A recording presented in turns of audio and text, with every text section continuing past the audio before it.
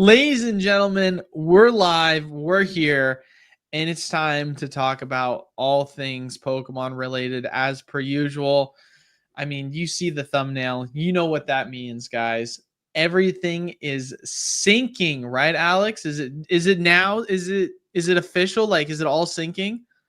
And now's the time you want to get out. I mean, if you wait any longer, you're going to be going down with the ship. It's not to say you can't still make it to the lifeboats, but your chances definitely decrease with each passing day. Here's the real question, Alex. Is there enough room for you to take your case of Evolving Skies as the ship is sinking, or is there not enough room for Jack to come on? That's the real question here. There's enough room for the Evolving Skies. There's still not enough room for Jack, though. Okay, so there's enough room. We feel confident that as the Titanic is sinking, there is at least enough room for an Evolving Skies booster box with Rose, but not enough room for Jack. So you kind of have to pick and choose your battles here. Correct. Okay, gotcha. I like where this mindset is going here. Follow-up question, I guess, for you with this sinking.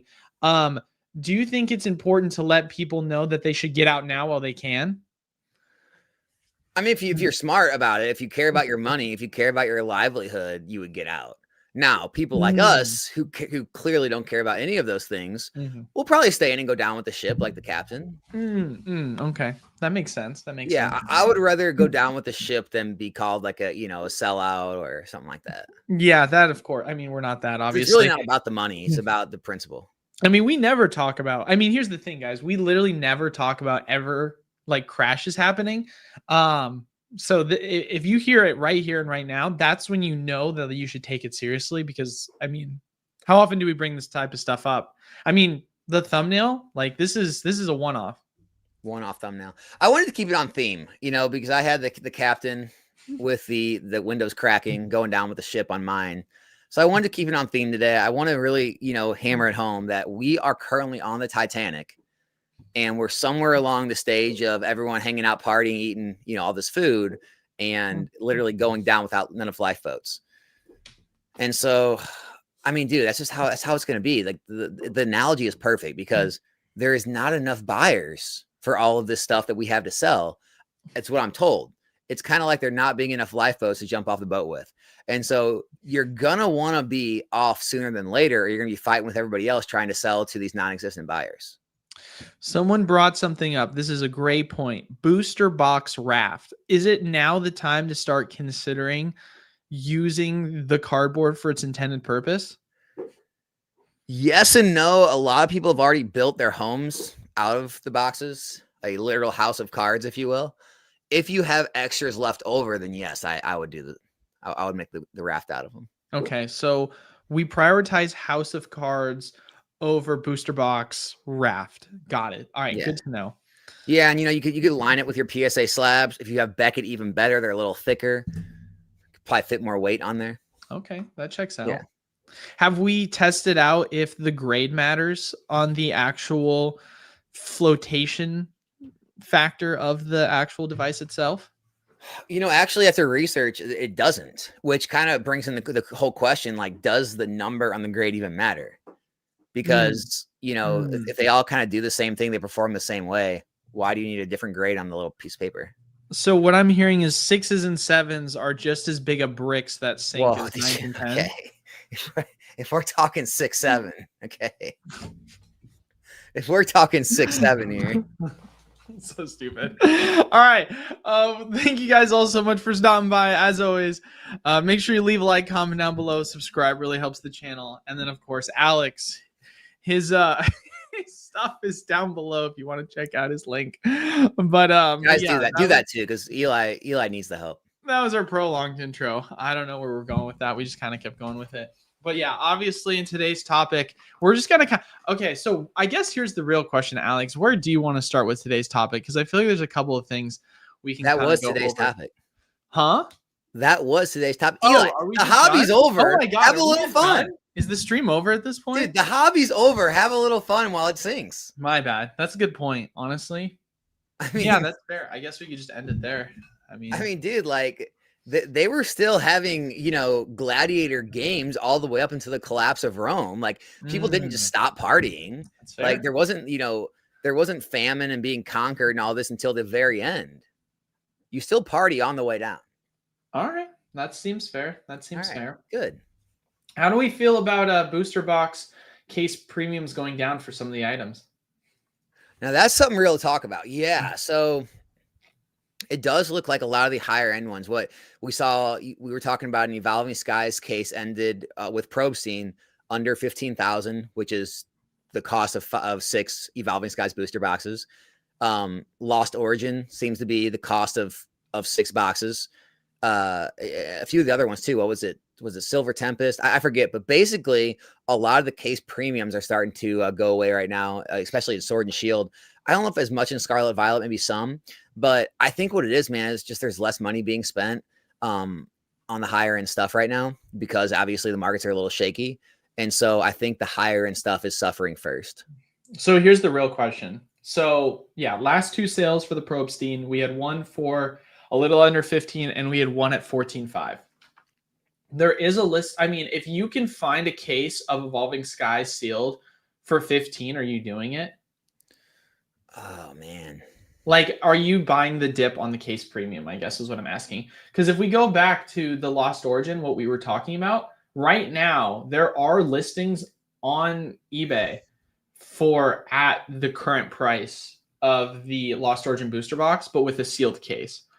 So it's like you've got more. I mean, I'd have to look and see what the actual condition of these sealed cases are, but I'm seeing ones listed for 4,400 on a sealed case. Like you're getting that, what is that, like 730 a box? So at that point, if you're wanting to buy 6, it might actually make more sense to go that way. But obviously, I know a lot of people can't afford 6. But would you do it? Like, is now the time to kind of take advantage of this dip? Yeah, not financial advice, obviously, but if you're in a position that you have already made up your mind that you want to invest in this hobby, that you have, you know, liquid cash, you're not throwing on credit cards, you're not putting yourself in any like, you know, dire position financially. And it's what you're trying to do is invest in this long term. I think it's definitely good times to pick up a lot of the Sword and Shield stuff, especially the cases with no premiums. If you're asking me myself, I am unfortunately I'm not buying a ton right now investment wise. And that's not because like I don't believe in it. It's because I'm currently going through like a growth phase in my stream business where we're now like expanding out to eBay Live. And so now I'm having to kind of acquire a lot more inventory. And then if we do go the route of putting on another streamer, I'm going to have enough to like have that streamer supported and me supported. So a lot of my excess capital is going into kind of build the business side of things until I have more excess capital put back into investments. So that's the only reason I'm not right now is I have kind of other things I'm needing to do with my capital. But no, absolutely. If it gets, you know, 2, 3, 4 months and all this is stable and my inventories are all high, then I'd probably consider doing it if the prices are still what they are for sure. So what I'm hearing is you're suffering from success. Suffering greatly. That's funny. I mean, I know you said you personally are obviously not doing it. Yeah. But you still think it's worthwhile for people that do have the liquidity to be able to either go buy cases or buy the loose?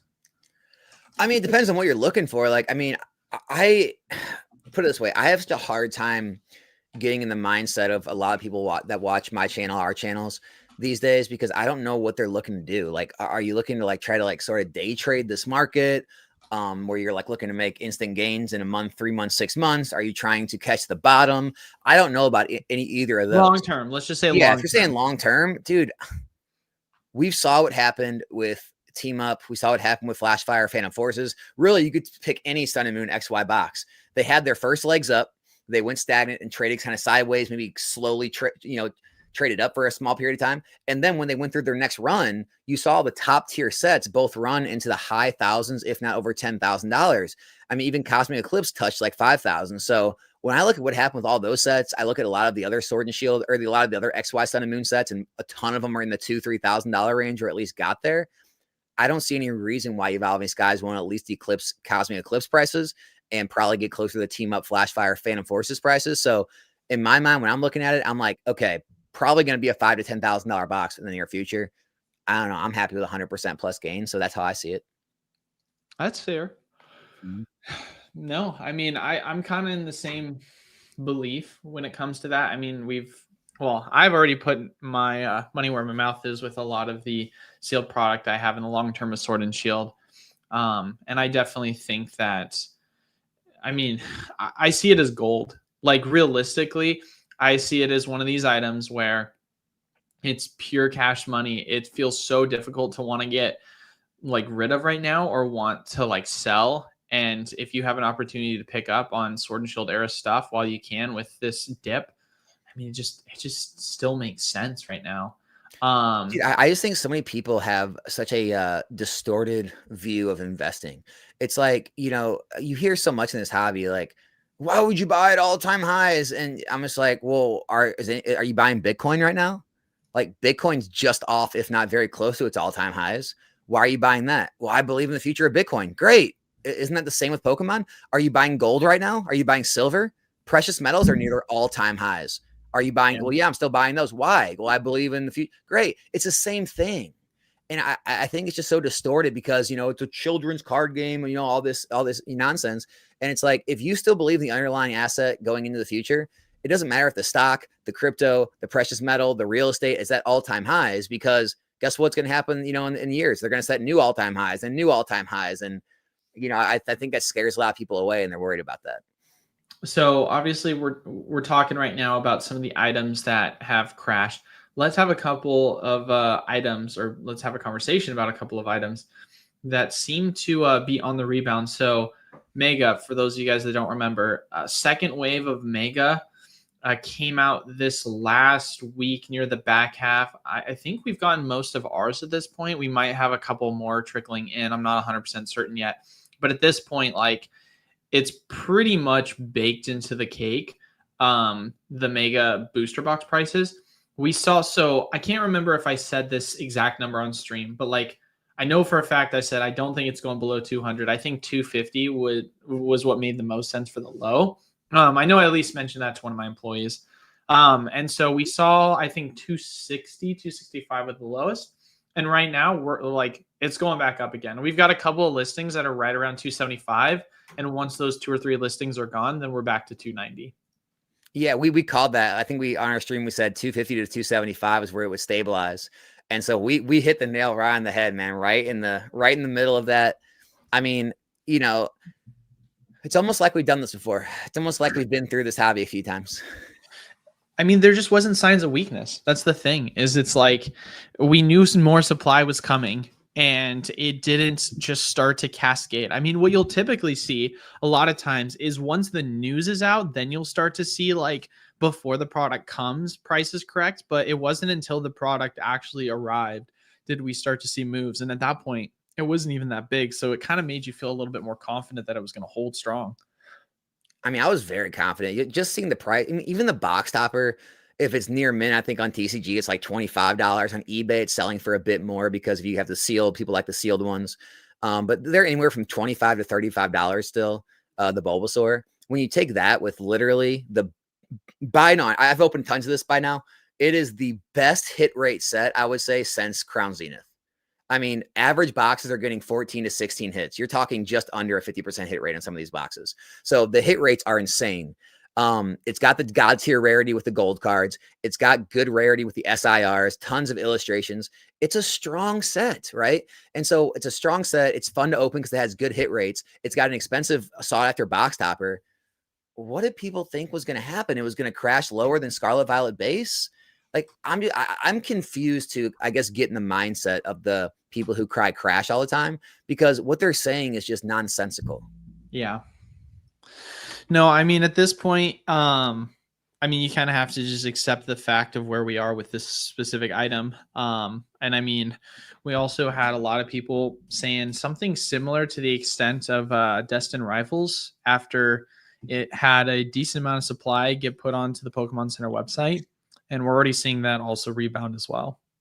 Yeah, and one thing about this hobby is so funny is no one ever comes back to like admit their fault, right? It's always make all the crash videos saying, we told you so, reprints were coming, we told you it was going to crash. And then these boxes come out and they drop like 10 or 15%, immediately rebound. And all the people that were saying all the nonsense never come back and say, I got it wrong. I was wrong. I bamboozled you. You should have bought. You shouldn't have thought I was going to crash. It never happens. No one ever admits their faults.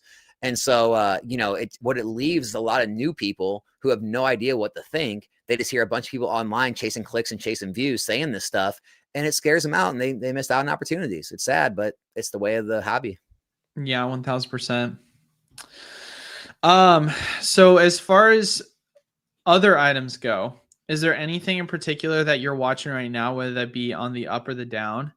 Yes. Surging Sparks. Surging Sparks is getting extremely low for, I think it's almost as low as like SV base. The only thing I've heard is like it's had some boxes show up at vending machines. Other than that, everyone knows it had the ETB reprint, but the ETB reprint didn't affect Twilight Masquerade much at all. You could say, well, Surging Sparks packs just came out in this new Salamence Reshiram box. Well, Twilight Masquerade packs came out in that Ogre Pond box. And so I don't know why Surging Sparks is getting so hardly affected when like other sets have got reprints and restocks didn't. And so, just judging it's like, I don't know, it's got tons of good hits. It's a popular set. It's got Pikachu. I think Surging right now is probably the best pickup in the entire Scarlet Violet era at the current price. Yeah, it feels like there's definitely something missing. I mean, I haven't heard any word of reprints specifically for Surging boosters, so I have no clue why the prices are tanking as much as they are. But yeah, I mean, it's a huge opportunity, especially if you can buy. I'd be interested to see what the case premium is, but if there isn't one, I would be surprised if there was at this point. I mean, it could be an amazing opportunity to pick some up right now. Yeah, what else I think? I think people have a really hard time fathoming like numbers. And I don't mean that like in a, any type of way. What I mean is like, I think people hear like large numbers and they don't understand the scale of the hobby and like the customer base. And so I think it scares them a lot more than it should. When you hear like these, reprints, oh, there was 30,000 boxes reprinted. Alex, there were 200,000 Prismatic Evolutions ETBs released. And, you see how fast it jumps back up and people just, they're mystified. They don't understand it. And I think they're just like having a hard time grasping how large this hobby is, how much money's in it, and how those numbers don't really mean a whole lot in the big scheme of things.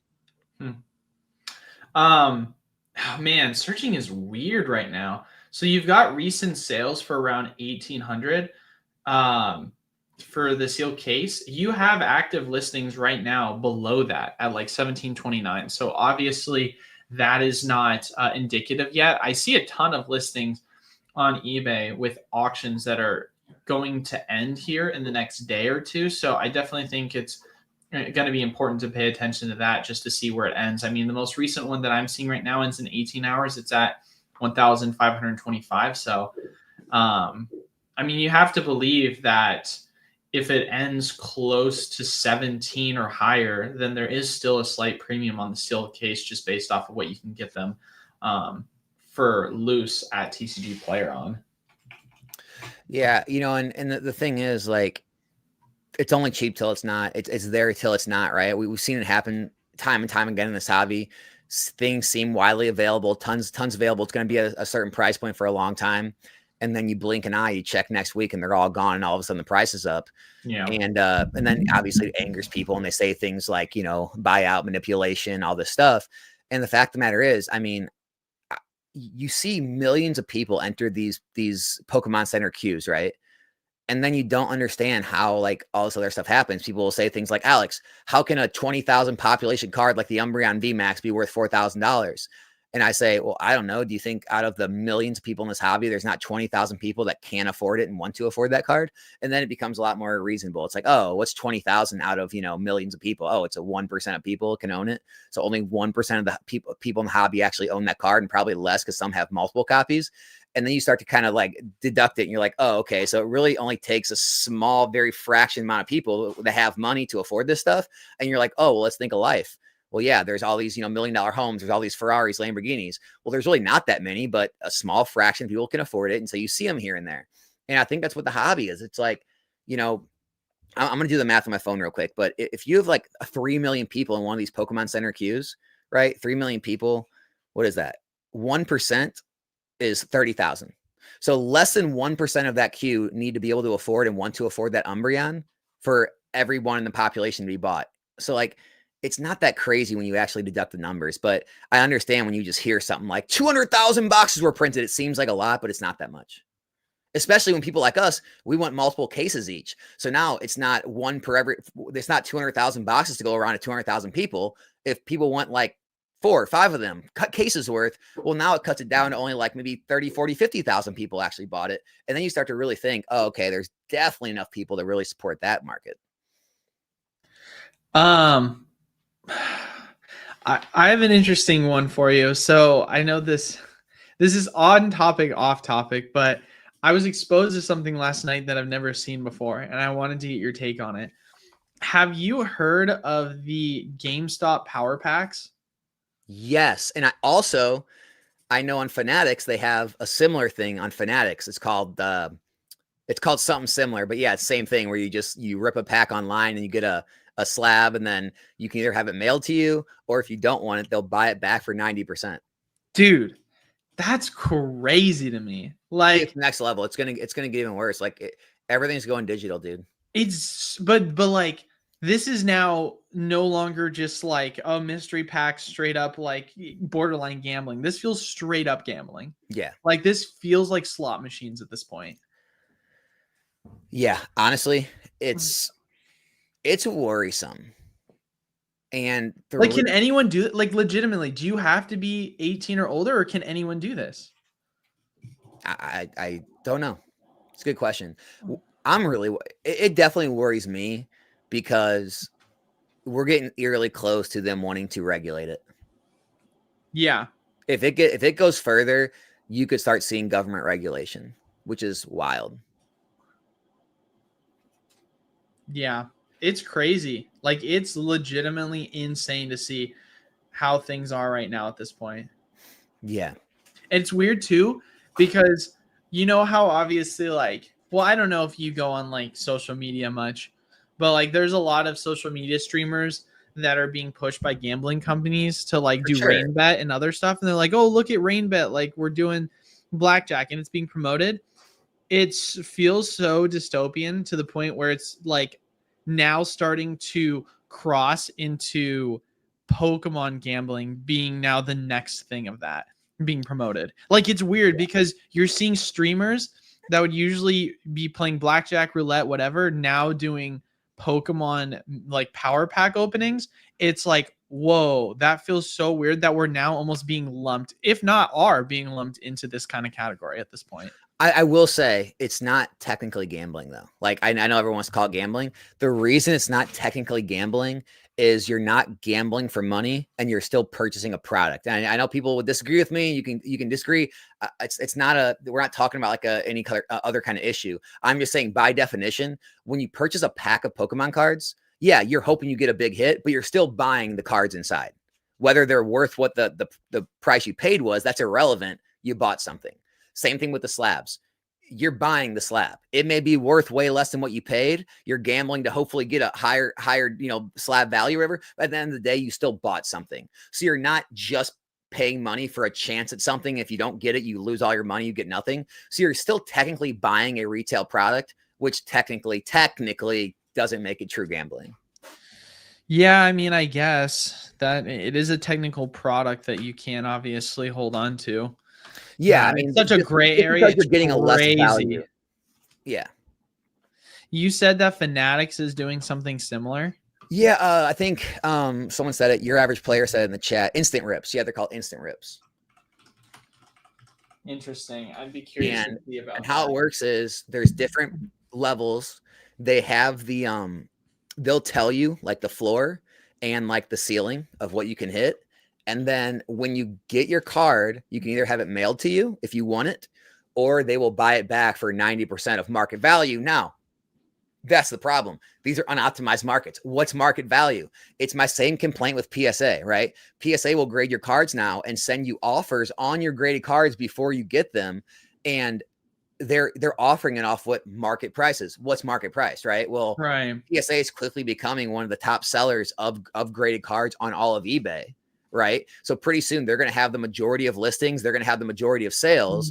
So PSA is almost, inadvertently setting market price. I know this feels so sketch. Oh, dude, I did a whole video breaking it down. Let me take it one step further for your viewers, right? So listen to this. GameStop has taken on Nat Turner, PSA's Collectors Universe CEO, on their board. Okay, so they have that. They already have the GameStop, obviously collaboration where you can send your cards in, they'll grade them for you. So you have that going on. You have PSA offering you offers and selling slabs for you and probably for them on eBay. Okay, and simultaneously, GameStop hasn't really been doing anything with all this cash. They've been building up. They have over $8 billion in cash. Collectors Universe they got taken private for like a 700 million valuation back in 2021. But then I think in 23 or 2020, then like 22, 23, they took on an investment at a valuation of like 5 billion. So they're probably worth somewhere north of 5 billion right now. But I don't know, man. There could be a long game where there's this conglomerate made, kind of like eBay and TCG Player, where GameStop and PSA kind of become the conglomerate of like national game store and grading company all combined, and like kind of control a lot of the market and become like market makers. It's pretty wild when you start to back up and look at it. There's definitely things happening that no one really knows right now. Yeah, no, it definitely feels kind of crazy at this point. I mean, going back to what you were saying with regulation, it feels so hard to just say to yourself, okay, so we've got this company that is doing this product that technically isn't gambling, but it kind of is like gambling, and they're selling it to people. And then you can sell the item back to them for 90% of what they bought it for based on an evaluation that they have with a company that they partner with that is in control of the market value. It's like, it feels to a point where they own every aspect of the market and they're in control of every aspect of the market. Like, they control the supply, they control the demand, they control obviously the general way in which the price is able to fluctuate. It's just, yeah, it's wild to think about. I'm gonna take a question right now too. Apache asked, would you guys ever try to learn the game? It's actually really fun and gives new perspective on the cards. Yeah, I mean, I get asked that all the time. Like, why don't you play the game? So I do know how to play the game. I obviously played it when I was younger. I also played it again when I got back in the hobby in like 15, 16, when they had the trading card game online with the codes. I did play on there for a while. The simple truth is I don't have time. I don't have time for much at all in my life right now. I spend most all my days working. If you do have time and you just want to spend your time enjoying the game, absolutely. It's just, there's, me and my wife, we have different goals in life. We're trying to get to financial independence, and there's only a few ways to do that. I mean, yeah, you can get lucky, you get born into it. You can get some crazy investments that pay off, or unfortunately, I don't have any of those ways. So it's just really long, hard, grinding days, taking risks with investments, and, just trying to make it to financial independence as early as possible. And doing so means I have very little time for, games and hobbies and other things, because I'm spending so much time working. So if there ever comes time where I'm not doing that much, I would definitely play the game for fun. Absolutely. It's just that it's not because like I'm against the game or against all that. I just don't have time for it. Yeah, I don't like the game. So that's my answer. No, I realistically don't. Like, I've competed in tournaments before when I was younger. When they got into the TCG app and they added it back. Not the one that everyone is playing recently that I see videos of. Let me see the actual one that people were. But they made an app. Dude, I always get them mixed up. It's not the Pocket Monster app. It's like TCG. PTCGO, right? Or you mean the one, like the app, It's not Pokemon TCG Pocket. It's the other one, which I apparently deleted it. I thought I didn't. Oh, Pokemon TCG Live. That's what it is. Yeah, so I got back into it when they did Pokemon TCG Live. And I just got burned out super easily. Like, it was just not fun. I just didn't really enjoy it. Like, the only fun aspect was that I created my own deck that was doing really well on ladder. And it wasn't one that was like a meta deck, but it was literally me playing the exact same decks every single time I was on ladder, because everyone ever played was meta, and it was just like boring. And I also don't like the structuring as well of how Pokemon is formatted. There's so many instances in which you can just get absolutely terrible luck and you can't just come back from it. Like, I've played obviously other competitive games before where you can get shafted in luck, but then you can still come back. But if I have a game where I get really unlucky and there's literally legitimately nothing I can do and I just have to accept the loss, it sucks. Well, I think me and Eli suffer from the same disease, is that we're both competitive too. I We've guess, talked about yeah. it before. Like I can't do something for fun. Can't do it. Like if I No. start playing, I want to research. It takes too much time. Like I need to know all the meta. I need to know all the other decks, what other people are going to use against me. I want to know every strategy. I'm going to play. I'm going to become so competitive. I'm going to try to make it to the top. Like that's just like kind of how I'm wired. And so I know in my back of my mind, I don't have time to give to that. And so I just don't even try. Yeah, that's Can't do it. definitely that's definitely a hard part about things. Dude, it's just the way it is. Like, like being competitive is like that's fun for me. Like sitting down and not caring is not fun. Yeah. No, I 100% agree with you. You can't do it like in the middle. I was literally, not to go off topic here, but I was talking to my wife about that yesterday. We were having a conversation about it because I was just trying to explain to her why I like certain things. And a lot of it, as much as I hate to say it, it boiled down to realistically three things. It boiled down to accomplishing something, having competition, and then working towards something. Like those are the three things that boil down to. And if I don't have those three things involved, like, or at least some multiple aspects of it, then it's really difficult for me. And that's the thing, is it's like, because she was talking to me like, why don't you get enthusiastic regarding certain things? And I was just like, I think for me, it's because once you've kind of been envisioning a dream that you have of yours, when the grind's over and you've hit that dream, the grind and the dream is what was keeping you going. Like you were excited about working towards something, and then you're like, all right, I have it. Cool. And like, although you're grateful and you're happy you're there, the enthusiasm's kind of gone because it's no longer like you're grinding towards that thing. You're thinking about it. You're putting in this work. It's like you're there now. I don't know if that makes sense at all, but No, it does. I get it. but yeah, no, I can definitely agree with you. Do you want to go early on questions here, or do you have anything else you want to talk about? No, man. I mean, like, guys, like here, all joking aside, there's definitely like pullbacks of 10 to 20% on a lot of Sword and Shield and some Scarlet Violet items. But the very fact that everything isn't pulling back tells you it's not a complete market downturn, right? It's a lot of things that if you go back and look at the year charts on them, which I urge you to do if anyone's talking about stuff that's dropped, they're likely looking at like last month. If you go look at the year chart, you're likely going to find that you're still up like hundreds of percent, if not over 100%. And the fact there's a lot of PSA slabs that are not dropping. In fact, I mean, a lot of the prismatic evolutions are higher than they've ever been. Some of the alt arts are still near their all-time highs. A lot of the other SIRs and IRs are off their highs, but they're still much higher than they were at the beginning of the year. There's some boxes that are still rising. I mean, literally, like Destiny Rivals is back. Mega Evolutions is rising. Temporal, Stellar Crown, like, there's a lot of boxes that are still doing extremely well. Prismatics near its all-time highs. And so, take advantage of the plays that are out there, but don't buy into the narrative that, everything's so weak and crashing, because it's just simply not true. Yeah, 100%. I mean, one other thing to, of course, mention is that right now, as we said, right, just given the summation of things, Mega, we're seeing that there. Oh, I have one thing actually. I think that should be good to talk about. But before we do that, make sure leave a like, comment down below, subscribe below, helps the channel. And then, of course, if you have a question, all caps in the comments, question, follow up with your question. Taking a look at Mega and realizing where the strength of the market is right now, you got to take those opportunities if you are someone that wants to kind of buy in over the long term. Now, don't get me wrong.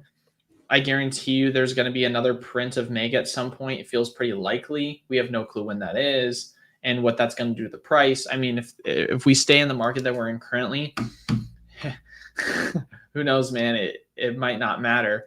But Phantasmal's coming right around the corner, and we haven't talked about that yet. I mean, we're literally like 2 weeks out from Phantasmal, and that is going to it's going to be very interesting to watch. I mean, right now it's really telling the story of how we probably can anticipate Phantasmal is going to be. Don't get me wrong, Phantasmal doesn't look as good as Mega. At least that's what I think.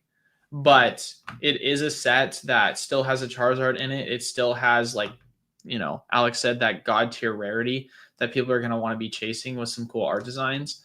And with it also being split into 2 waves, it feels like it's going to perform in a very similar manner as Mega. The only thing I would say is Inferno X is performing extremely well. It's actually higher than it was at release. And it's the same thing. It's just got a Charizard. And so maybe that Charizard is just, and that gold one is enough to carry it. I don't know. I guess so. I mean, it's weird because historically that hasn't been the case. I feel like a lot of people have kind of gotten burnt by that. But if we're seeing that with Inferno X, that will be interesting to watch. But any other comments you want to have on Phantasmal before we kind of go forward here? No, I mean, not really, man. I think it's going to be very similar. Honestly, I think Mega Evolutions kind of gave us the game plan of what Phantasmal is going to do. I think it'll likely hold up somewhere around $300 or more a box. The second wave will probably come. It'll probably drop similar to what Mega did, and then it'll probably hit a bottom and run back up. Like I think we will see a similar entire playbook, exactly what happened with Mega in the last month or so. That's what I would expect. Yeah. Also, actually, there is one other thing I do want to mention. So we had a conversation about the 8 to 10 month window from some of the rumors that we've heard, obviously, about Pokemon's print cycle of things. I used surging as far back as like where my mind would go is they notice, okay, during surging, things start to pick up. Here is an interesting question for you, Alex.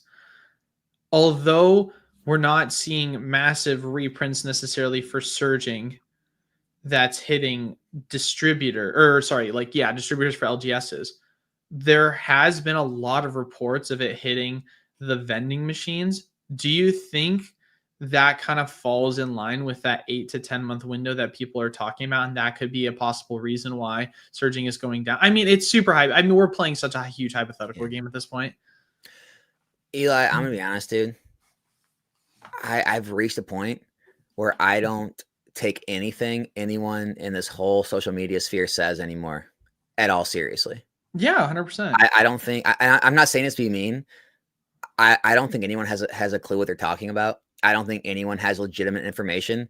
I think everyone wants to feel like give their audience something to watch, wants to feel, give that impression they're in the know, that they have some kind of insider info, and they're all lying out their ass. And I think the best thing to do is not react, not overreact, and wait until things are actually established. You have established word from Pokemon or from distributors, or you actually see the products in the wild before making any, rash decisions. Because man, the amount of people that have like moved money around and made plays based on rumors and things that social media said, and they've made terrible decisions based on it, is far worse than anybody who's held, not believed rumors and got crushed. It just simply hasn't happened. The rumors have definitely negatively affected those that have taken action than those that did nothing. So I guess my only follow-up question that would be, do you have any sort of thoughts as to what is causing surging to do what it's doing? Yeah, I mean, I think someone said it. I think there's just a lot. They're really putting a lot of those in the vending machines across the country. I think there's still just a lot of opportunists that just want to, make a quick dollar. They're not trying to invest or anything. And, because stores and distributors aren't getting them to large scale buyers. Here's the thing. Everyone hates how the large scale buyers get like large allocations, and they hate the big investors and stuff. They're the ones that actually keep the market stable. They're the ones that, you can almost feel comfortable buying things, and you're not going to lose your ass on collectibles that you buy, because all the people with the money, they keep the markets much more stable. But when you have a lot of products like this going into vending machines, it's a lot of opportunists who just want to make a quick buck. They just want to make a quick tendy, and they're just going to go buy it, immediately list it online, and do that a million times all across the country. And you're going to have, short-term corrections in the price like that. That's all it is. Yeah. I don't know. Especially, dude, there's a lot of people doing probably better than they've ever done in their lives right now in America, legitimately better than they've ever done. There's a lot of people who are struggling because of all the layoffs and, just things being more expensive. If you don't have assets, then you're getting just left behind in this economy. And so there's a lot of people right now that are resorting to going and trying to scalp products to literally help pay the bills or make extra income. And if they can buy a box and sell it and make an extra, you know, $50, $60, $70, that's a big deal to them. And they're going to do it immediately. And they don't care if they have to take a lower than market price. They just need to get rid of it now. And I think that's happening. Yeah. That's my take. Yeah, I think it's not wrong. I get it. I would do the same thing, wouldn't you? Oh, of course. I mean, yeah, if you're in that situation, you're not going to care if someone calls you a scalper if you can't pay the bills. Yeah, no, absolutely not. Who cares, man? You're like, oh, call me a scalper all you want. But yeah, no, it's tough. I think at this point, I mean, like you said, who really knows? The 8 to 10 month thing was obviously something that was, you know, conspiratorial rumor. There was no confirmation from Pokemon, so it's just something that was worth paying attention to see if there was any validity to it. We still have absolutely no idea what Pokemon's realistically going to do here, right? People are just looking for hope, you know. They're like, no, of course. Like, it's Prismatic has been printed so many times, and people still tell the story like, oh, just wait till Pokemon prints enough of it, the price is going to crash. Like, what do you think they just did, dude? Or, you know, wait till the reprints come of, you know, these sets, Twilight Masquerade, ETBs dumped, packs dumped in collector boxes, you know, oh, well, just wait till they reprint. They just did. Like, they just reprinted Destined Rivals. They got packs in these new boxes. They got, like, they're putting product out constantly, but because it doesn't drop to a level people think it should, they completely disregard the reprint even happened. And they just keep going back to, oh, you just wait. It's like, what are you waiting for? You're having reprints and restocks drop all around you. It's just not doing what you thought it was going to do because you bought into this lie that any reprint immediately triggers, oh, Chilling Reign Fusion Strike. This isn't Chilling Reign Fusion Strike days anymore, guys. This Charizard UPC people are talking about, this isn't Charizard UPC of the past. This isn't going to $80. It's not that day, those days anymore. That reminds me, we talked about this on last stream briefly about like reprint news of Prismatic and Paldean Fates product. One of my distros, they got back to me on how much we were going to get of that. We got, and this is our biggest distro, so you can use that information. They're giving us 1 case of Prismatic booster bundles and 2 cases of Paldean Fates tech stickers. So like, this is not a reprint. Like, this is a resupply that is insane, which, to be fair, I was told by one of my reps that it was extremely tiny. So yeah, this is just a resupply. It's probably something that Pokemon had a small amount of stock on. I mean, this is nothing. This is literally nothing. So yeah, I hate to say it, but yeah, I'm not getting my hopes up with that. Well, and the sickening part about this hobby too is, you know, we can't even say like facts like that without people like getting a bad taste in their mouth, thinking we're trying to like keep the market higher, manipulate it, don't want things to drop. Dude, we're just telling you guys the truth. We're just not playing into the rumor saying, oh, you just wait, it's getting printed into the ground. It's just simply not happening right now. Yeah. All right, let's answer questions. First one we got a $5 donation. Thank you so much, KCM, for the $5. Is there a certain age, etc., 10 years, once a sealed product doesn't increase in percentage as much as before, better to sell and move into new product? First of all, it's a great question. This is one of the things that I would say I've gotten wrong, especially with the recent run in XY Sun and Moon. I've always basically preached on my channel once boxes, and I think the prices kind of changed over the years as like inflations went up. But before I always said like, you know, 400 to 700. And then we kind of raised the range maybe to like more to like 600 to 1,000. And once boxes kind of hit those upper hundreds, 1,000 range, I was always under the impression it'd be better to move into the newer sets that are, you know, $100 a box. Now they're more, and then let those grow because they're going to be, they have much better chance from going to 1 to 2 to 300 than boxes that are already 1,000 going from 2,000 to 3,000. And man, when that Sun and Moon XY ran happened, a lot of those that were already in the mid to high hundreds increased in price more than a lot of the Sword and Shield era boxes did for a period of time. And so I don't know. You know, it looks like that $10,000 ceiling really became apparent. Flashfire, Phantom Forces, and Team Up all pretty much they kind of hit that ceiling. Some auctions went a little higher, but basically that $10,000 mark where a lot of those kind of hit a ceiling and they all fell back down.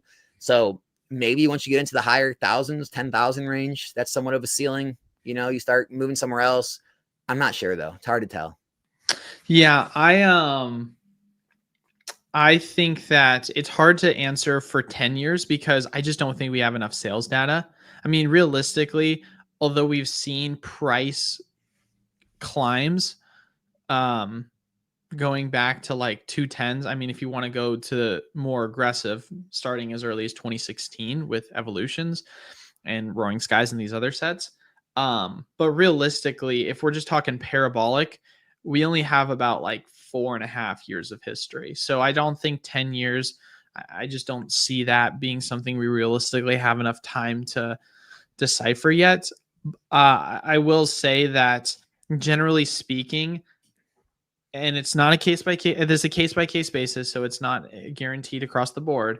But when certain items become more expensive, they do at some point become like much less of a move when it comes to a percentage gain. I mean, it'll make a big dollar move, but it won't make as big a percentage move. Like a move from 1,000 to 2,000, you made $1,000, but it was only 100% gain, right? Compared to 100 to 1,000, that's a way bigger gain, right? Even though it's less money. I just don't know what that number is. And I don't think it's the same for everything. I think if you looked at Evolving Skies, like I remember this was like a year and a half ago.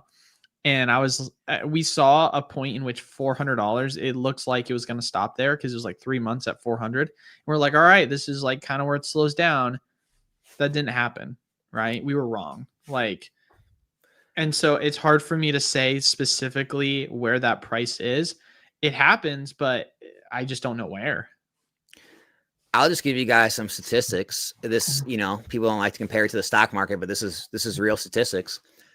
In the last 30 years, if you had invested $100,000, right, the average investor with just having the S&P made 2.24 million. That was the S&P index. The average timing investor made 1.768 million. So basically, you made 500 grand less for the people who try to time the markets and they try to buy and sell and move their money in, move their money out, buy other things. A lot of times with investing, the best thing to do is nothing. When you don't sell, you don't incur fees in this product, selling fees. You don't incur shipping costs. You're not worried about selling at the tops. You're not trying to catch bottoms and other things.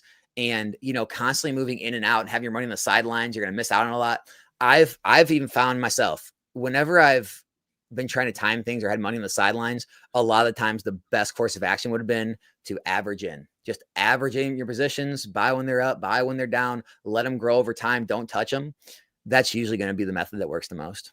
Yeah, 100%. Oh my goodness gracious. I'm going to need to go all the way up. Sorry. The super chat was super far down. All right. Next question up.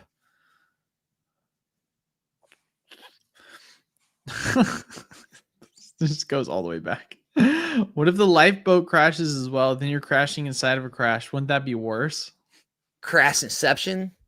Crashception, dude. Damn. Zuko, that is scary, dude. That's deep, dude. Again, you just need to have enough slabs to keep your cases afloat. Would you compare like slabs to almost like force fields? Something like that. Yeah, it's good to have multiple layers. I mean, they're stackable, right? Just stack the force fields. Oh, man. Do you think enhanced booster is a way better investment than regular ones? And is it a bad play to buy regular ones over enhanced? Having a hard time finding the enhanced ones. Really? I can't wait. I'm guessing you're overseas. That's what I was going to guess as well. Yeah. So in the US, it's very hard to find the non-enhanced, especially if you're looking for cases. They're almost non-existent. This is a classic scarcity over quality scenario. Will the scarcity win? Will having the box topper, which obviously adds more value to the box, win? It's a crapshoot right now. The hobby's shown us scarcity as more times than not one. It's just I can't think of another time we've really had a circumstance like this other than you could say PCETBs. It's a hard one, man. Yeah. Me myself, I'm investing in the enhanced versions. I want to have the box toppers. They're right around the same price on TCG Player. I mean, the enhanced is slightly more expensive. Yeah, I'm taking the box toppers, but I could be wrong. But I I'm mean, okay. That's the thing. You have to be okay with being wrong. You have to be okay with making a decision based on, you know, what you see fit and being okay with being wrong. You don't need to hit every play right, because if things go up, you're still going to be, you know, right to some extent. Maybe it's not the absolute most optimal play. I think we get caught up in that too much, man. You know, it's like everyone's looking for the most optimal play. And if you missed it, then you did something wrong. You didn't do anything wrong. You still made money. Yeah, 100%.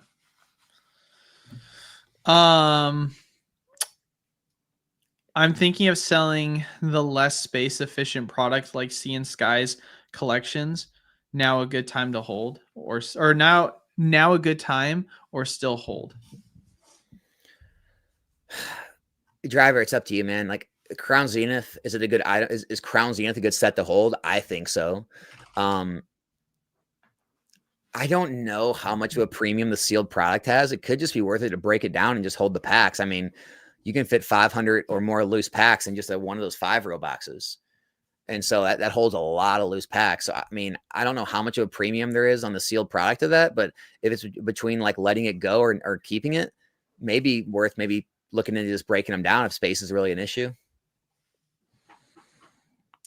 Yeah, that's one of the reasons why I like these collection boxes, although it's nice to have them because you can always break them down and they hold a slight premium over loose. It's you have to kind of pick and choose your battles, especially since it's so much more expensive to ship a case of them versus the loose they're at one. $210 on TCG. There's 14 packs, $15 a pack. It's a slight. Here's the thing. It's a slight premium over loose packs, but not a ton. The loose packs right now. Well, ask yourself how much it costs also to sell, like when you add the shipping. Yeah, there's a couple sellers. Like, is the premium worth it for the price to ship?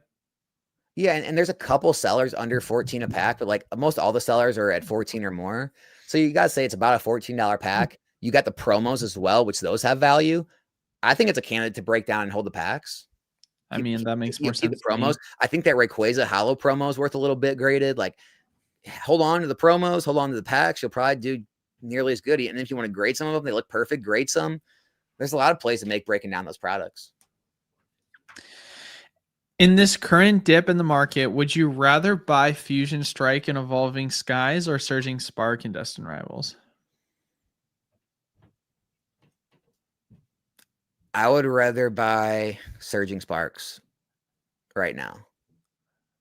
Especially if you can find them in these like 230s and stuff right now.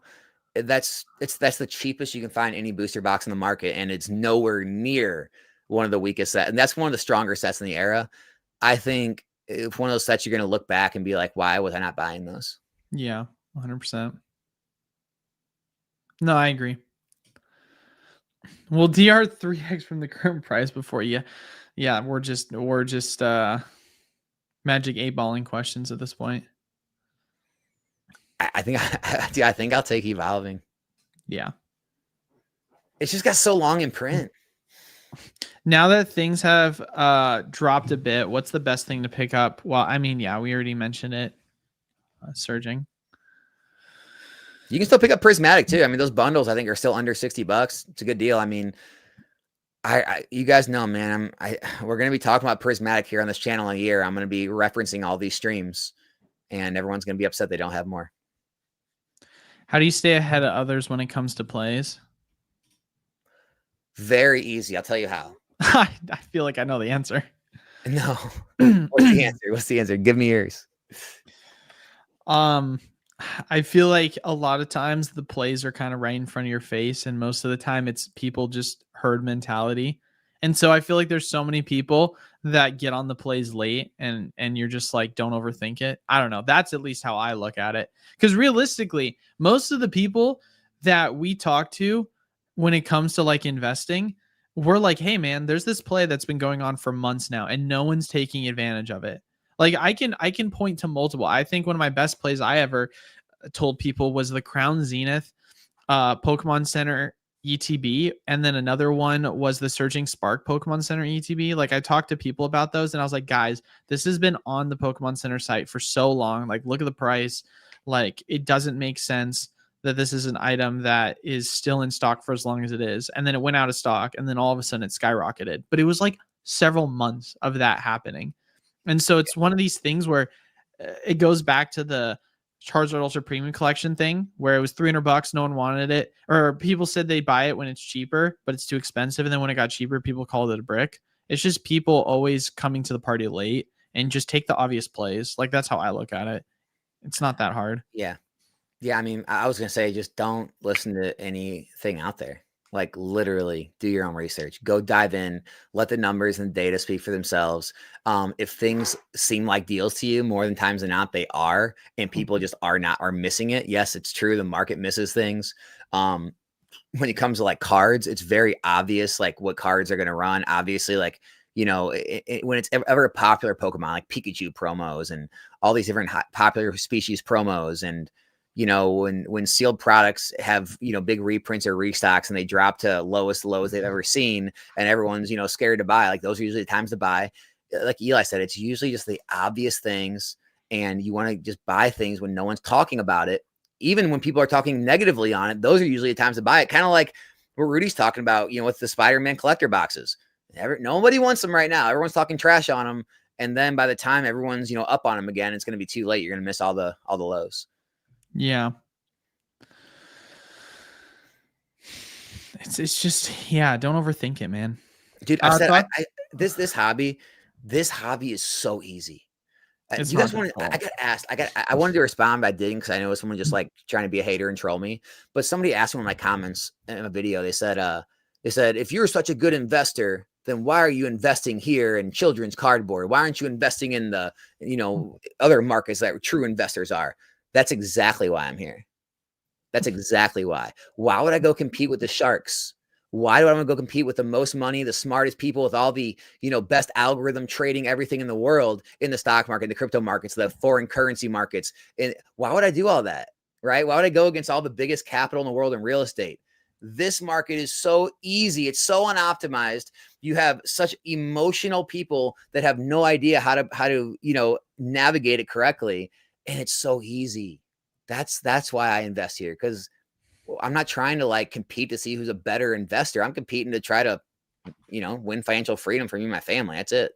Yeah, 100%.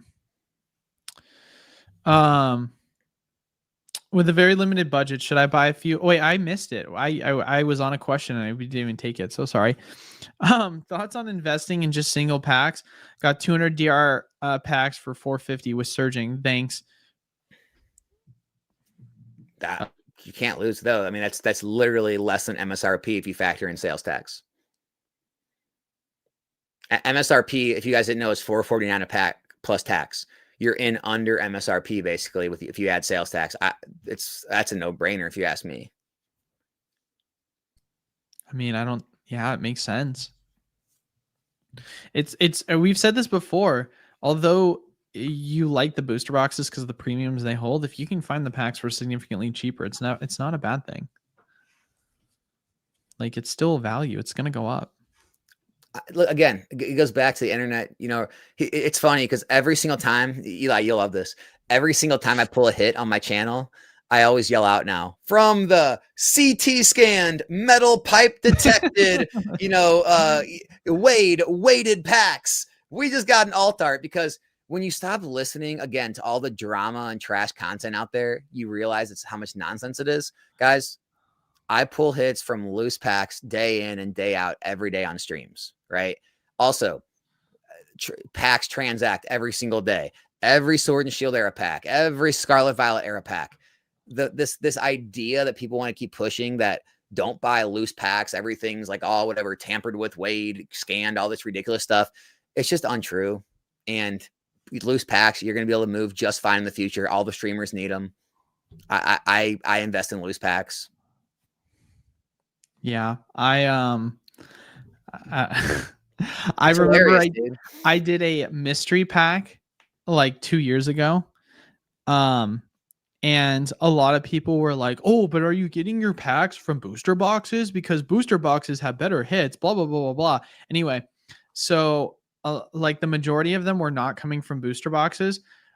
I think we averaged one alternate art every 30 packs because I did the mystery pack live on stream. So that was like the whole thing was I was like, we're going to do a mystery pack live on stream and you're going to obviously be able to see it get ripped. And then eventually after we are done with that, then we'll sell them to you to just open yourself. And it was insane to see the pull rates that we were getting where we pulled the Moonbryon too. That was one of the cards we did pull. Like it was insane to witness how well we did. And it wasn't from majority of booster boxes. Like guys, it's, I don't know. We pulled 3 God packs of Prismatic Evolutions. Everyone says none of those are out there. We pulled multiple Moonbryons. I just pulled a Mew V Alt Art this week, Leafeon VMAX last week out of Evolving Skies, Fusion Strike. I mean, it just happens day in, day in. People just want to get in their heads. Also, what's funny about this whole thing is, like you just said, we did 36 packs of Mega Evolution. Someone ordered them, and it wasn't from a booster box. We pulled 3 SIRs. 3. Can't do that in a booster box. You can't do it. It doesn't exist. So it's like, yeah, you're taking more risks. It's not more much of a guaranteed-ish hit rate where you get like sort of a guaranteed-ish rate, but you have chances of getting way better hit rates. And just because you don't get better hits sometimes on loose packs doesn't mean there's anything wrong with them. It's just more random. Yeah, 100%. With a very limited budget, should I buy a few boxes of reset or go all in on a top tier set? We talked about it last week, didn't we? Yeah, I've already answered this before. I said basically this: when you're in this hobby, it's pretty hard to lose in this hobby. So if you're already starting on first base, why not go for a homer? Like that's basically the like analogy that I used, because ultimately you're going to at least get on base. Like you're going to make money regardless of the booster box you pick up. So I'd much rather go for the all-in obvious play than try and diversify when it comes to that kind of stuff. Don't get me wrong. Like I don't think it's bad to pick up a new booster box at every new set release, but like if there's obvious plays where I know this one's going to do much better than another, why not, you know? And if you don't believe them, just look at Pokemon Go. Dude, it's 105 in ETB. Oh my god, that's insane. It's 200% up from when I bought them at. Yeah, that's crazy. The worst, most even when you miss, you still get on base. Yeah, it's crazy. Part 1. What's good, Eli and Alex? There's 2 parts to this. I'm here at work and during my lunch break, and me and a coworker were discussing same thing, and the topic was base set booster boxes. Do you think there's any possibility of those being reprinted on the down low somehow, some way? Because my coworker believes that it's crazy to think that there's still those products out in the market. And one time his friend went to the Philippines and got a very good looking base that he thought it was fake, and he said it's all he said he's done all his methods to verify if it was fake. And oh my god, dude, is this still going on? And the final part and only way was to rip it, and there was no black line. What are your thoughts on this? It was fake. That's my thought. Yeah, if you ripped it and there was no black line, it was fake. That's it. There's nothing else to it.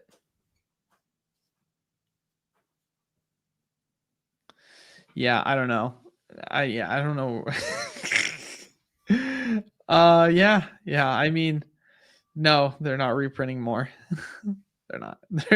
I mean, I don't know. This feels funny. They're not doing that.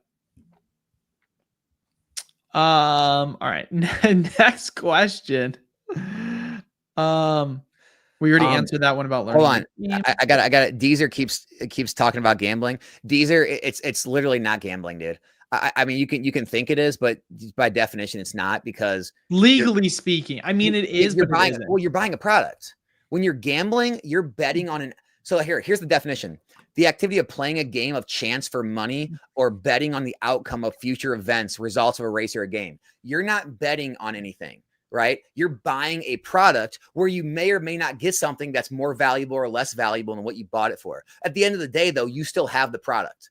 You have the slab you bought on the random slab break. You have the cards out of the pack, even if they're only worth a few cents. You're buying a product. That's why it's not gambling.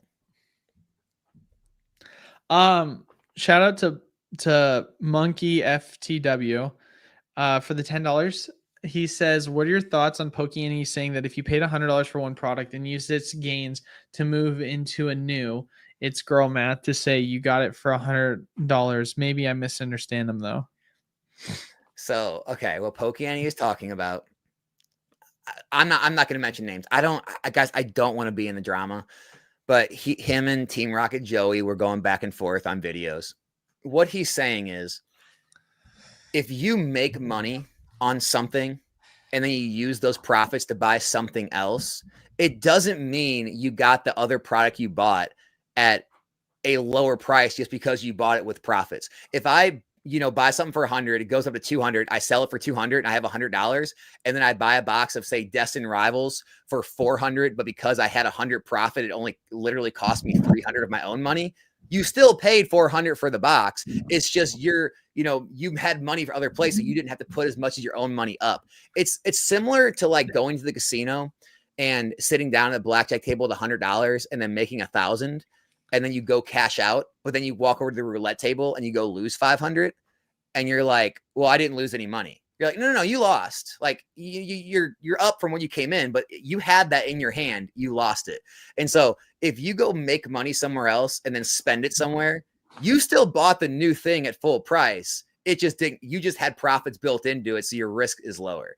But so people just want to like use semantics to make it sound like, they're doing better than they are or something. I don't know. But that's pretty much what Pokey was getting at, trying to call out the hypocrisy of it. Yeah, I mean, you beat me to the punchline on the analogy. I was going to basically say that's like investing in an item.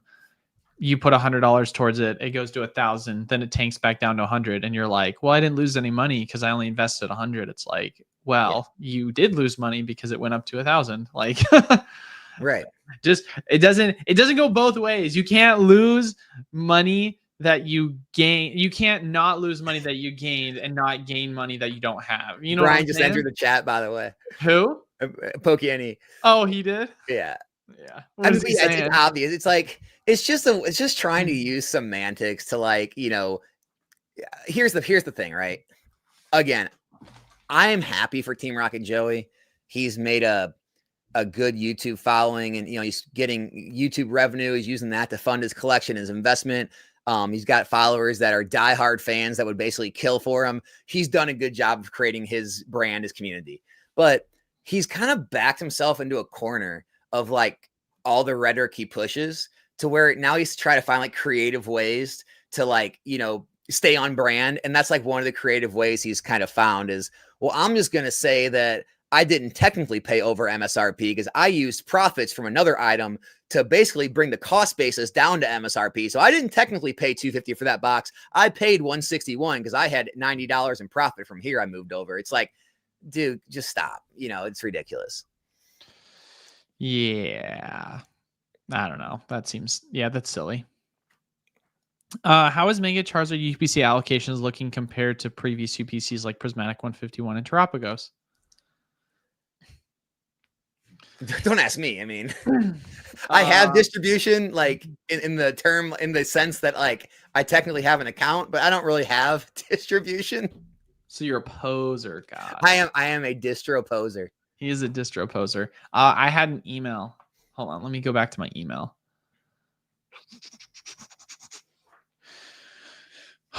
Where is it? Hey, Eli, if you use the ad revenue from this video to buy a box, you actually got it for $0. What? No way. How it works. Yes. Don't lie to me like that, Alex. How it works. Okay, where did I forward this from? Here, hold on one second. Where did I send this from? I think I'm looking at the wrong email. Bear with me 2 seconds here, guys. Oh wait. I mean, Is I know that you it? got pretty large allocations. Okay, I found it. Okay, so I'll have to go back and look and see what we got for the what were the other ones? The prismatic SPCs. That'd probably be a good comparison. Ooh, yeah, I'm gonna need to go look at the history and see what our numbers were on that. I don't know if Alfred's in the chat. He's probably not, but I'll have to try and find those. But so this is our main You distro. didn't hear, dude? Alfred, dude, he skipped town. This guy, Dude, he's gone. he sits What are you over gonna do? I don't know, Alex. You had an ingenious idea before stream. Do you want to share with everyone? Dude, what? Don't be giving that away.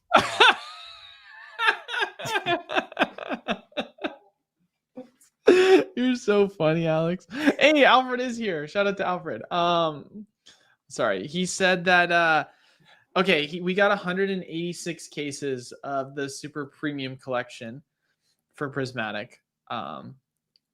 From this wait, Alfred, is that from distro 1 or is that in totality? I just want to make confirmation of that when I share the numbers. From all distros. Oh wow, interesting. Okay, cool. So yeah, so just to put it into perspective for you, we got Alfred just told me, what's so funny? Stop laughing. Pull up Pokey super chat. I'll look at it in a second. So for the prismatic super premium collections, we got 186 cases. For the mega Charizard ultra premium collections, we got a grand total of 477 cases. Cases? Yes. So we got 4 per case. We got 2.5 times more than we got compared to what we got for prismatic. Yeah, 1,908 boxes. Dude, that's almost 300 more cases.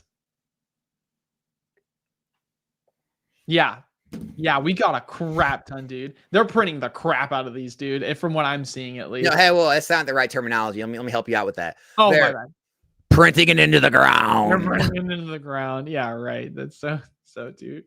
True, dude. Here, give me 2 seconds. I need to do something real quick. All right, 1, 2. All right. Got me. We got the super chats to bring up. How do I? You click on them and they come up. Oh, thank you. That's not what I was referencing. I'm trying to make someone a mod. That's what I'm trying to do here. It's not working. Under user management. Whatever. I'll figure it out later. All right. We'll go back and answer a super chat from Pokey NE. Shout out to Pokey NE, who is we still need to have on the channel if he'll actually come on, I guess. I don't know, man. Oh, but he'll come on. He'll come on. Don't thank me for this super. Don't thank me. Is he probably? I think he meant thank. He meant thank. Don't thank me for the super chat. It was free to me because I'm moving gains from my cashier drop at Shopko back in 2014. There you go. Thank you so much, Pokey NE. Dude, it checks out. That does check out, man. Oh so, my. Hey, man, thanks for putting in the work back then to pay for now.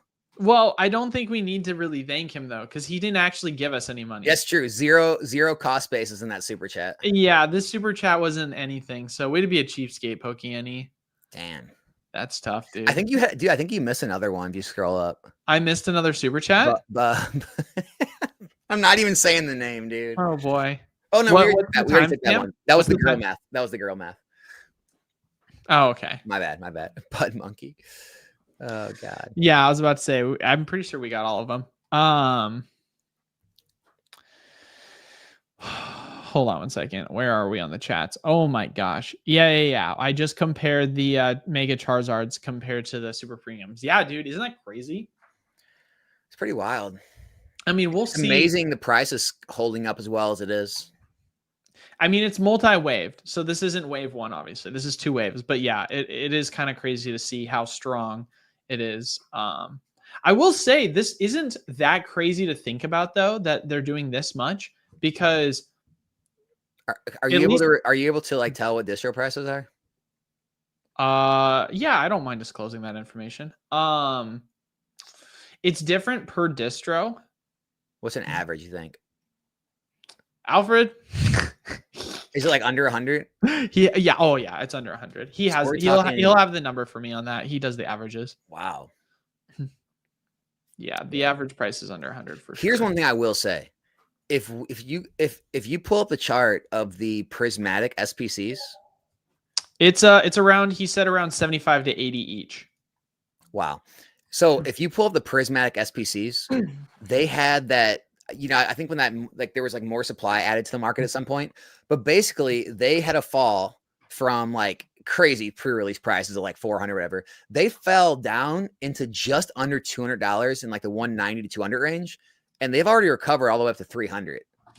So in my mind, if I see a fall down in like the 200 range or less, it could mean start picking them up. I don't know. Yeah, no, it's crazy, dude.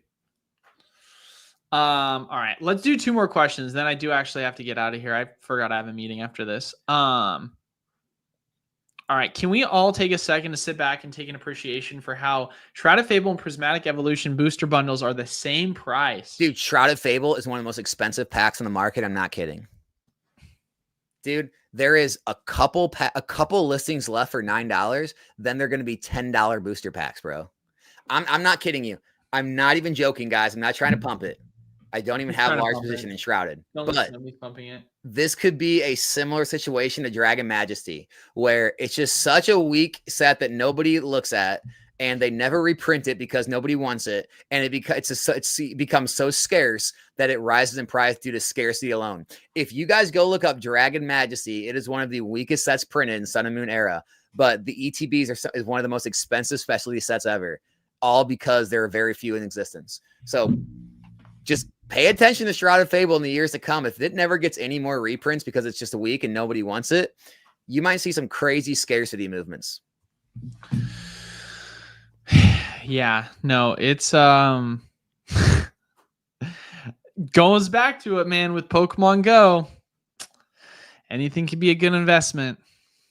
And it's crazy. Dude, like let's see. There is a 0% no sales seller for $7 plus $1. And then there's 19 packs at $8.95, 90 packs at $7.35 plus 2 shipping, and 6 packs at $8.24 plus $1.74 shipping. And then they're $10. So you have a total of like 120 packs left in the market under $10. It's almost a $10 pack. Yeah, that's insane. Alfred wanted me to let everyone know that that there were cases of Shrouded Fable booster bundles sitting at distro for open order for months. Oh, I remember. Yeah. I mean, same with Yeah. Paldean Fades. Yeah. No, it was crazy. Yeah, no, it was insane. Where am I on this? All right, we'll do this as the last question. Is there any good chance that Prismatic gets printed for the next year or so? Not saying it will go down, but won't it stay stagnant? Why buy now? Okay, yes, absolutely. Of course it could go down. Why buy now? Why buy now is in the case that it doesn't, or in the case that it runs up before its next reprint, and then they reprint it and it only sends it down to relatively the same price it is now. The closer we get to the out of print date, the more and more investors are going to buy up the supply as soon as it hits the market, because they're going to know they're running out of time. And so one thing to understand is Prismatic is actually in the next block. It's not the late block. Like Destined Rivals is in like the 3rd block. So Destined Rivals has like over 2 years of print. Prismatic is in the middle block, meaning it only has like maybe less than a year and a half left of being in print. And so that sounds like a lot of time, but you have to remember a lot of the printing comes in this first year. And sure, we may get some late reprints. They're likely not going to be enough to really affect things. And with as popular as that set is, I personally would rather have positions already established, and I can always dollar cost average in if things go lower. But, you know, the prices when we were really talking about buying them, when bundles were in the low 50s, when ETBs were $90, $100, I think at this point it's going to be pretty hard to get positions much lower than that, other than finding random scraps at like, vending machines or retail locations. If you wanted like actual large positions, I don't know. It seems like it's going to be pretty hard to find those even with reprints in the future. But investing is all guessing. It's taking educated guesses. I could be extremely wrong. Maybe they have enough time to print every other set and Prismatic into the ground forever. I could be wrong, but that's why I moved in. I mean, it's as simple as this. I believe that Prismatic will do well long term. And right now, it feels like it's a good price compared to what it'll probably be in the next 5 years. And also, too, we don't know how much is going to get printed in the next year or two. We don't know where the price is going to be if it does not get reprinted. And so with that, you could see the run up go to over $200. It gets printed and then it gets right back down to where we are currently, or it couldn't even go that low and it goes to 150, and then you still got in at a good price. We're looking at this from a long-term perspective, like I said before. So it's not one of these things where you're saying, oh, well, I could have put my money elsewhere and it would have been a better investment because I basically am back to square one after the reprint. That's only if you're looking at it from a short-term perspective. This is an item that we believe is going to do really well, and we're just going to dollar cost average into. And so why not just buy while you can at a good price, knowing that if you are right and there are more reprints to come and the price is going to drop, we at least will have an opportunity to dollar cost average in again, whether that be at a lower price, a similar price, or a higher price. Who cares? We're just going to keep believing in the long term. Well, let's give an example. Paldea Evolved. Paldea Evolved, people were telling me there's no way I'm paying over MSRP for a set that's still in print, still has a year or whatever left. And that was at like $200 a box. It's now ran to over $400 a box. Do you think if they come out with a Paldea reprint from now until next spring when it goes out of print, it's going to drop it back under $200 a box? It may drop it somewhat, but you were still better off getting in then to a position.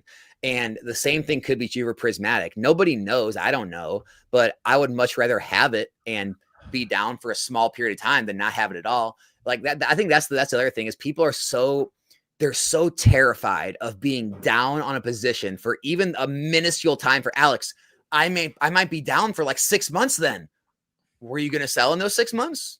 Then why does it matter? And so it's like you're betting, you're taking one of two bets. Do you want to have product in 3 years, or take the chance of possibly not being able to get more product, or maybe if you're right, you're able to get more at a cheaper price? I would rather just have it and say, hey, if I could have got it a little cheaper, so be it. At least in 5 years, I'm going to have a bunch of this stuff, and I know I'm going to make exponential amounts of money on it. I'd rather have it than not have it. Yeah, 100%. That's all it is. Much rather have it than not have it is definitely a feeling that you will have when you consistently see the price go up. And when the Titanic goes down, I'll have a raft to float on. What will you have? God, just so big brain as always, Alex. Always. All right, guys, we'll wrap it up there. Anything you want to say before we head on out of here, Alex? No, man. Keep enjoying the wonderful world that is Pokemon investing. It's pretty fun. It's pretty demore. I enjoy it. I too enjoy it as well. All right, guys. Thank you all so much for stopping by. As always, make sure to leave a like, comment down below, subscribe. Really helps out the YouTube channel. Alex, I usually plug your YouTube channel. I still will. Links down in the description below. Anything you want to say to the people about your eBay lives? eBay lives, guys. So no schedule yet, but I will keep you guys posted. eBay lives becoming a thing. We're going to start streaming on there more often and eventually have like a weekly schedule we put out. But yeah, man, we got Nostalgianomics on eBay if you want to follow me there. And obviously always the YouTube channel. Appreciate it, man. Heck yeah, baby. Well, awesome, guys. Thank you all so much for stopping by. We'll see you all next Monday. Peace.